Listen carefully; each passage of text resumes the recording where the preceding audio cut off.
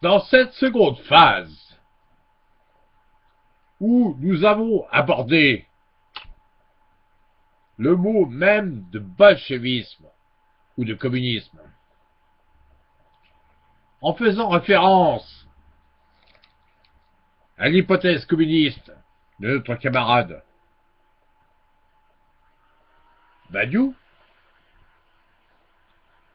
nous nous sommes aperçus que Badiou avait relancé la vitalité de l'idée communiste et ouvrait à nouveau l'histoire écrite par les marxistes, celle qui passe héroïquement par la révolte des esclaves avec Spartacus, la guerre des paysans menée par Thomas Müntzer en Allemagne, la Révolution française dans ses plus grandes exigences, la Commune de Paris, qu'il ne faudrait certainement pas estimer, ou encore la Révolution bolchevique de 1917 en Russie. Dans Que faire, Badiou, publié aux éditions Philosophie, un dialogue avec un certain Marcel Gaucher sur le marxisme, le capitalisme et la démocratie. Alors que la planète est enchaînée aux nécessités financières du capital, la société atomisée dans un marché global de la consommation et le monde organisé à travers les inégalités telles que 10% de la population mondiale possède 86% des richesses. Alain Badiou mettait en exergue tout cela. Et que constatons-nous de nos jours? Eh bien, je pense que nous constatons un recul irrémédiable de notre société.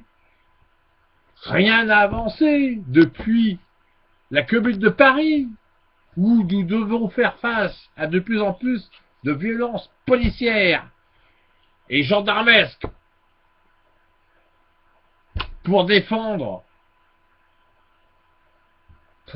quoi? Pour défendre le système capitaliste qui a besoin de production, de surproduction, de matraquage et de surmatraquage des classes pauvres de notre société, car ce sont les pauvres qui construisent notre pays avec le sang de leur labeur. Voilà. Et quand on a compris ça, on a tout compris. On a compris comment fonctionne la société. Le problème de la Commune de Paris, c'est qu'elle n'a pas écrasé la bourgeoisie. Si elle avait écrasé la bourgeoisie, nous n'en serions peut-être pas là. Mais nous en sommes là. Voilà. Nous en sommes à une situation où il est devenu impossible de nos jours de vivre dans une certaine continuité, dans un certain bonheur. Il n'y a plus de bonheur. Le bonheur n'existe pas. Le bonheur n'existe que pour les classes capitalistes qui vont pouvoir asséner au peuple de base leur discours via les médias, les médias,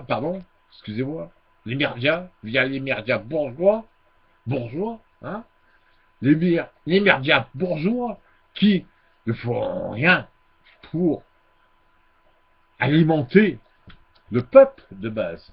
Non, ils ne font rien.